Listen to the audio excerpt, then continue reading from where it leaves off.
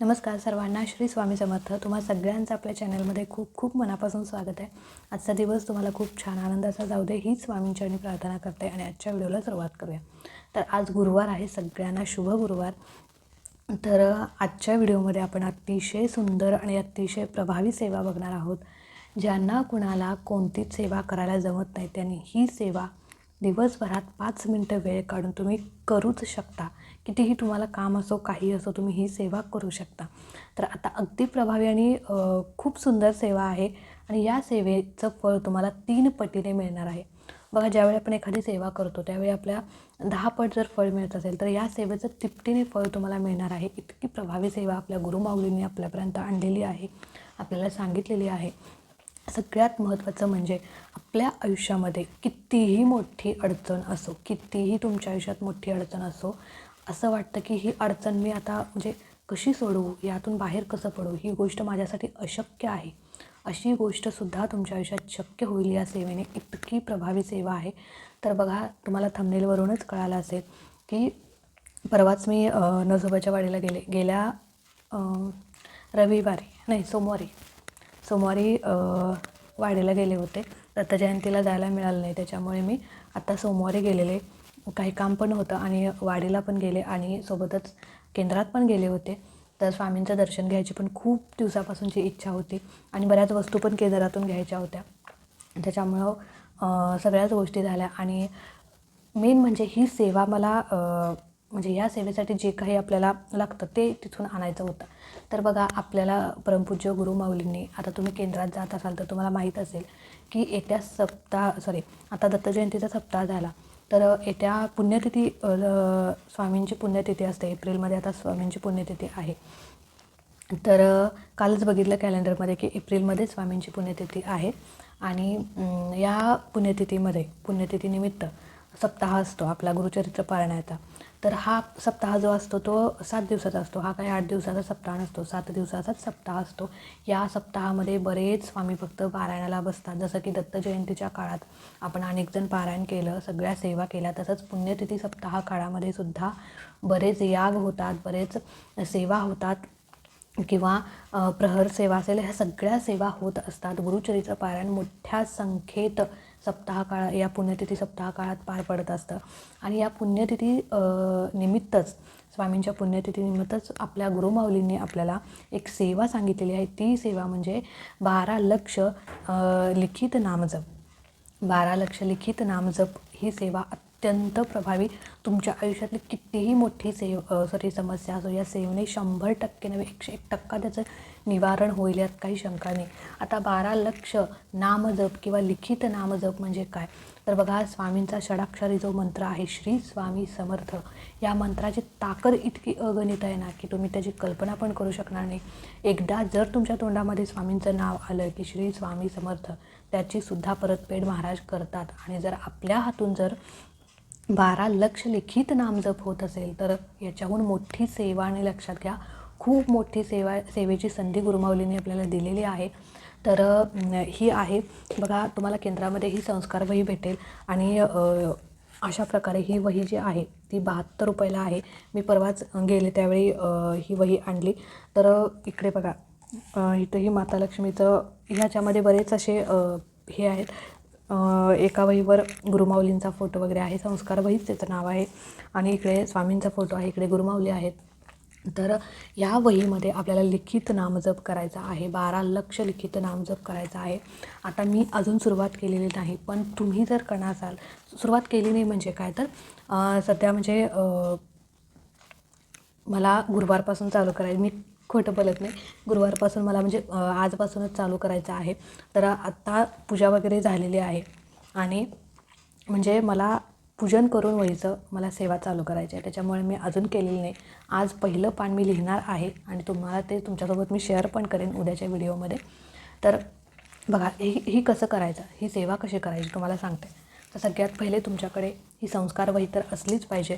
तर ही संस्कार वही आपल्याला केंद्रामध्ये मिळते, 72 रुपयाला तुम्हाला मिळेल.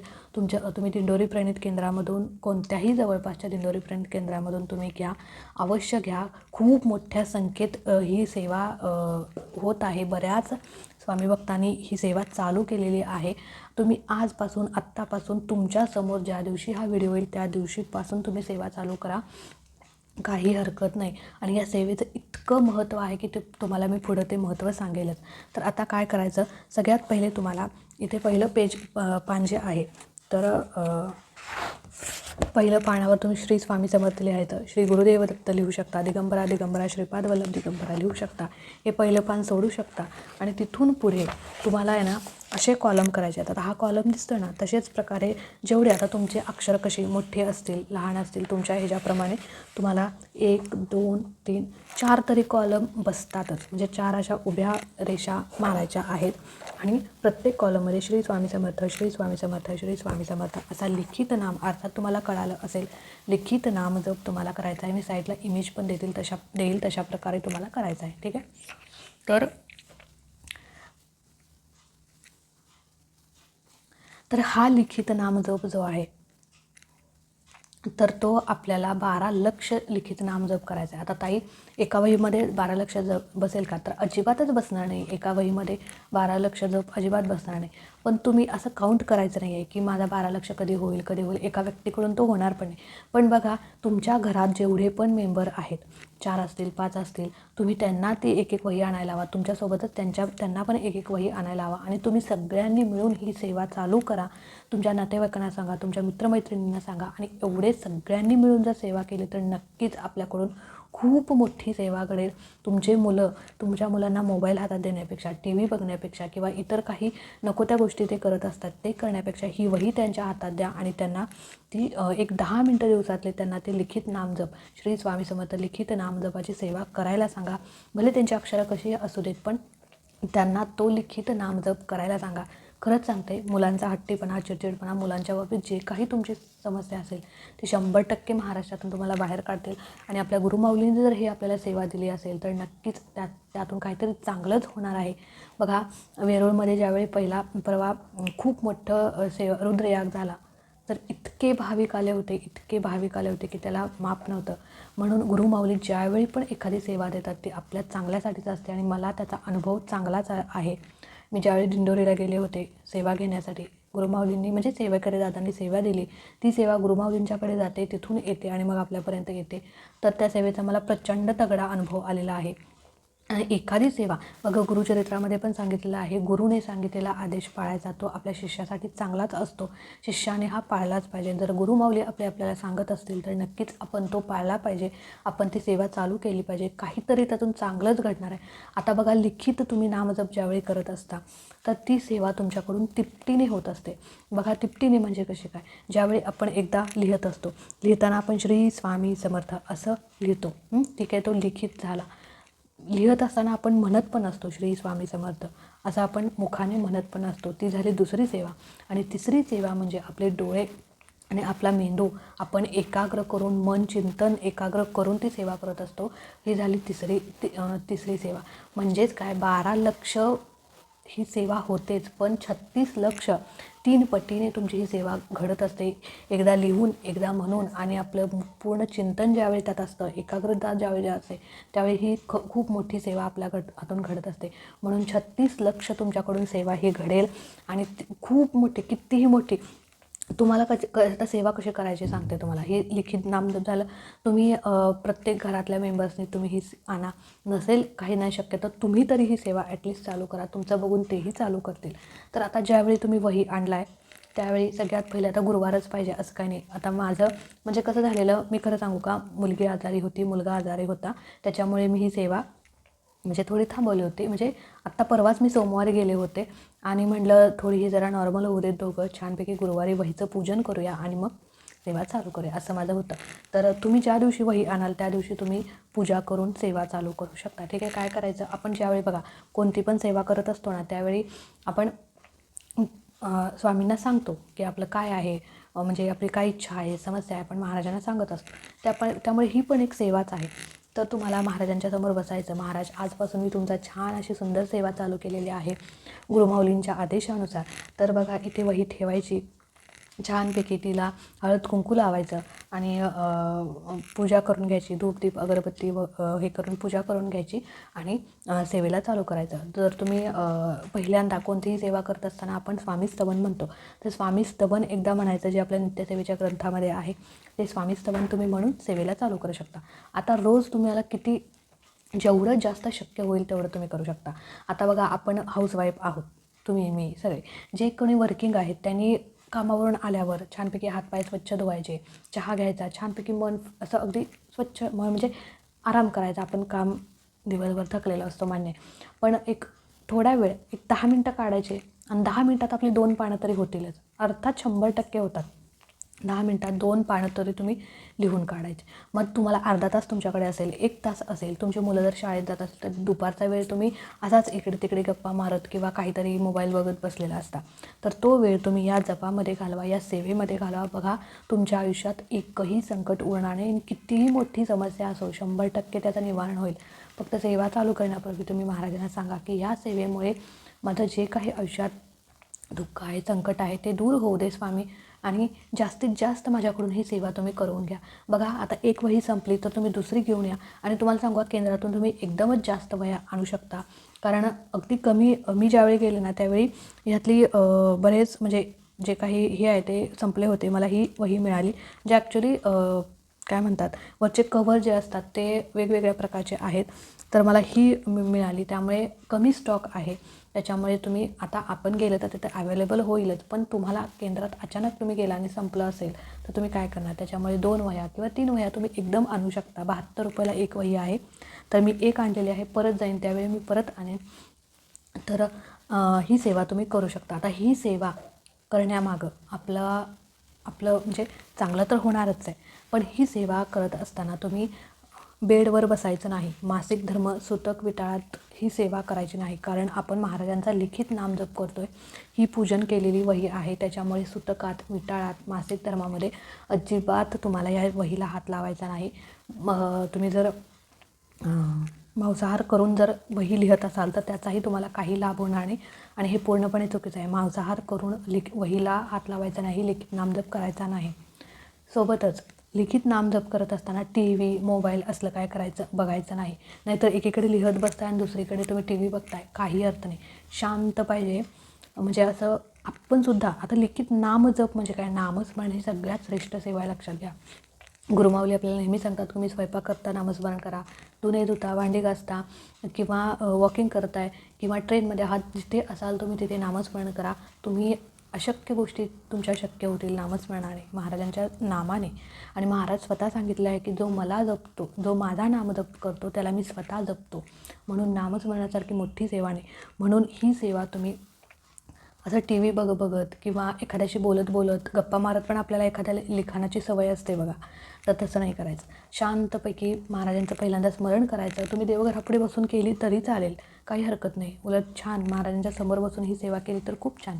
नसेल तर तुम्ही कुठेही बसा, म्हणजे हॉलमध्ये बसा, पण फक्त एक लक्षात घ्या की तुम्ही बेडरूमवर किंवा तुमच्या अंतरून पांघरून आहे त्यावरती बसून ही सेवा करू नका. मासिक धर्म सुतकात ही सेवा करू नका. मांसाहार करून ही सेवा करू नका. ब्रह्मचर्याचं विलंघन झालं असेल तर त्यावेळी ही सेवा करू नका. डोक्यावरून पाणी घेऊन पवित्र होऊनच ही सेवा करा, ठीक आहे. थोडक्यात काय, ज्या एखाद्या सेवेला, आता स्वामीचरित्र पारायण करतो त्या सेवेला जेवढे काही नियम आहेत ती म्हणजे ते सारखेच नियम या सेवेला आहेत. फक्त ही सेवा लिखित नामजप आहे आणि तिपटीने याचा आपल्याला फायदा होतो. आता वही लिहून झाली, पूर्ण झाली, तर ह्या वही काय करायची, तर येत्या पुण्यतिथीपर्यंत तुम्ही किती पण तुमच्या वह्या भरू देत, पूर्ण होऊ देत. 5 झाल्या, 6 झाल्या, 10 झाल्या, तर तेवढ्या सगळ्या वह्या तुम्हाला पुण्यतिथीच्या सप्ताह काळामध्ये तुम्हाला केंद्रात जमा करायचे. तुम्ही ज्या केंद्रातून वही घेतली ना त्याच केंद्रात तुम्हाला, म्हणजे कोणत्याही केंद्रात तुम्ही करू शकता, पण आपल्या जवळपास जे दिंडोरी प्रणित केंद्र आहे तिथे तुम्हाला ह्या सगळ्या वह्या, मग तुमची 1 वही असो, 2 वही असो, 10 असो, 15 असो, कितीही वह्या तुमच्या लिहून पूर्ण होऊ देत, तुमचा कितीही नामजप लिहून पूर्ण होऊ देत, त्या सगळ्या वह्या केंद्रात जाऊन जमा करायच्यात. आता केंद्रात ह्या वह्या गेल्यानंतर ज्यावेळी पुण्यतिथी सप्ताह चालू असतो त्यावेळी गुरुपीठावर सुद्धा एक मोठी पूजा होणार आहे. आणि म्हणजे पूजा होत असते सप्ताह काळात, भरपूर याग होत असतात, तहसेवा म्हणजे मोठी पूजा होत असते. त्या त्या पूजेच्या दरम्यान, त्या पूजेच्या वेळी ह्या सगळ्या वह्या, जेवढ्या सगळ्या असंख्य भाविकांच्या जेवढ्या वह्या जमलेल्या आहेत, आता तुमच्या केंद्रातून ती वही गुरुपीठावर जाणार, प्रत्यक्ष गुरुमाऊलींच्या समोर जाणार. बघा, एखाद्या वेळेस आपण सेवा करत असतो, ती घरी करत असतो, पण ही सेवा तुमची प्रत्यक्ष गुरुमाऊलींच्या समोर जाणार आहे. गुरुमाऊलींचं म्हणजे पूजन ते करणार आहेत. आणि जेवढ्या असंख्य केंद्रातून असंख्य भक्तांच्या ज्या काही वह्या जमा होतील, त्या सगळ्या वह्या, सगळ्या केंद्रातल्या वह्या गुरुपीठावरती जाणार आहेत. मेन प्रधान केंद्रावरती जिथे आपले गुरुमाऊली असतात, तिथे गेल्यानंतर म्हणजे सप्ताह काळात, पुण्यतिथीच्या सप्ताह काळात तिथे पूजन होईल. आणि ह्या ज्यावेळी मोठी पूजा असते त्यावेळी ह्या वह्यांचं देखील पूजन होणार आहे. आणि खूप मोठी सेवा तुमच्याकडून घडणार आहे. त्यामुळे ही सेवा तुम्ही अवश्य करा. खूप मोठी सेवा आहे, अगदीही कितीही मोठी. मगाशी पण सांगितलं की तुमच्या आयुष्यात संकट असो, या संकटाचं समाधान किंवा निवारण होणार म्हणजे होणार. ती सेवा करत असतानाच, म्हणजे आता सेवा चालू आहे, सेवा चालू असताना देखील तुम्ही समस्येतून सुटलेला असाल. असं नाही की पुण्यतिथी येईपर्यंतच तुमचं संकट ते तसंच राहील किंवा ते तुम्हाला तुमची इच्छा पूर्ण होणार नाही, असं काही नाही. तुम्ही सेवा चालू आहे तरीसुद्धा तुमची इच्छा पूर्ण झालेली असेल, होईल, यात काही शंका नाही. म्हणून ही सेवा तुम्ही अवश्य करा. आणि ज्या काही वह्या जमा होतील त्या दिंडोरी केंद्रामध्ये द्या, तिथून त्या गुरुपीठावर जातील, मोठी पूजा होईल. त्यावेळी तिथे या सगळ्या वह्यांचं पूजन होणार आहे आणि साक्षात गुरुमाऊलींच्या समोर तुमची सेवा रुजू होणार आहे. लक्षात घ्या, आपण ज्यावेळी एखादी सेवा करतो त्यावेळी आपण केंद्रात जातो, आपल्या जवळपासच्या केंद्रात सेवा रुजू करायला जात असतो, पण ही सेवा साक्षात गुरुमाऊलींच्या समोर तुमची रुजू होणार आहे, तिथं तिचं पूजन होणार आहे. म्हणून खूप मोठी ही सेवा आहे, नक्की करा आणि अनुभव घ्या. चला, आजचा व्हिडिओ इथेच एंड करते. आवडला असेल तर नक्कीच लाईक करा, शेअर करा. आणि हो, मी सुद्धा नक्कीच तुमच्यासोबत ही सेवा उद्याच्या व्हिडिओमध्ये किंवा येणाऱ्या व्हिडिओमध्ये मी नक्कीच शेअर करेन. फक्त आज तुम्हाला मी दाखवलं, कॉलम वगैरे कसे करायचे तुम्हाला कळालं असेल. साईडला मी इमेज पण देईल आणि मी सेवा चालू केल्यानंतर तुमच्यासोबत शेअर देखील करेन. चला, आजचा व्हिडिओ इथेच एंड करते. आवडला असेल तर नक्कीच लाईक करा, शेअर करा. चॅनलवरती नवीन असाल तर चॅनलला सबस्क्राईब नक्की करा. भेटू अशाच एका नवीन व्हिडिओसोबत, नवीन सेवेसोबत. तोपर्यंत खुश राहा, आनंदी राहा. सगळ्यात महत्त्वाचं, स्वामींची सेवा करत राहा. श्री स्वामी समर्थ.